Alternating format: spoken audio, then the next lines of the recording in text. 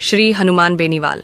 जी हाँ, हम बात कर रहे हैं राजस्थान में तीसरे सबसे बड़े मोर्चे के रूप में स्थापित हुई राष्ट्रीय लोकतांत्रिक पार्टी के संस्थापक सदस्य व राष्ट्रीय संयोजक हनुमान बेनीवाल के बारे में, जो आए दिन अपनी बात बेबाक तरीके से रखने के लिए सुर्खियों में बने रहते हैं और जन समस्याओं को भी संसद में पूरी निडरता के साथ रखकर उनके समाधान कराने तक अपनी जिम्मेदारी का निर्वाह करने वाले हनुमान जी का जीवन परिचय। हनुमान बेनीवाल का जन्म 2 मार्च 1972 को राजस्थान के नागौर जिले के बरण गांव में रामदेव जी और मोहनी देवी के घर हुआ। इनके पिता रामदेव चौधरी जी मुंडवा से 3 बार विधायक रह चुके हैं। इनका पैतृक गांव बरण गांव है। उनकी धर्मपत्नी एवं एक बेटा और बेटी के रूप में भरा पूरा परिवार है। प्रारंभिक शिक्षा अपने पैतृक गांव से ही की।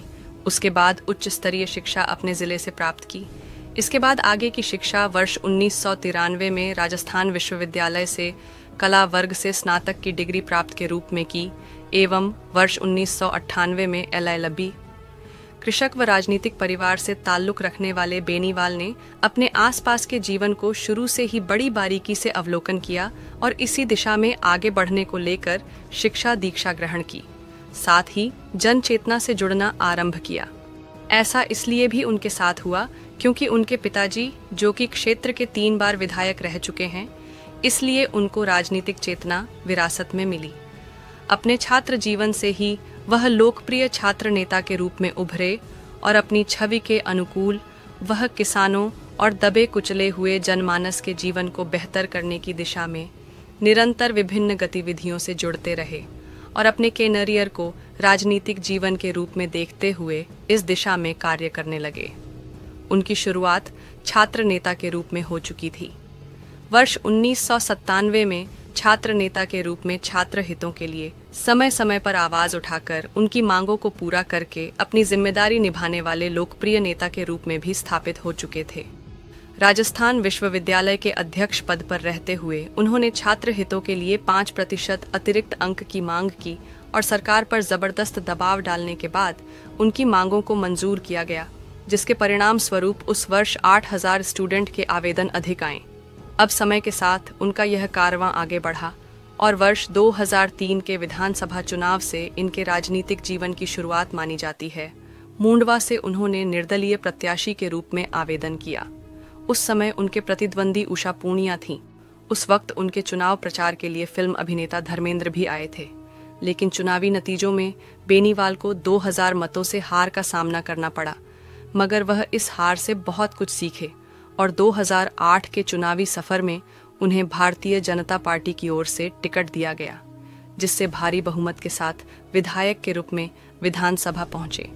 एक बार फिर से वर्ष 2008 में ही उन्होंने अपने प्रतिद्वंदी बसपा उम्मीदवार को 24,443 वोटों से भी हराया था। अब बेनीवाल का राजनीतिक कैरियर परवान पर था और वह जाट बहुल के सशक्त नेता के रूप में अपनी छवि बना चुके थे। इसी दौरान बेनीवाल को 2013 में भारतीय जनता पार्टी को त्यागना पड़ा।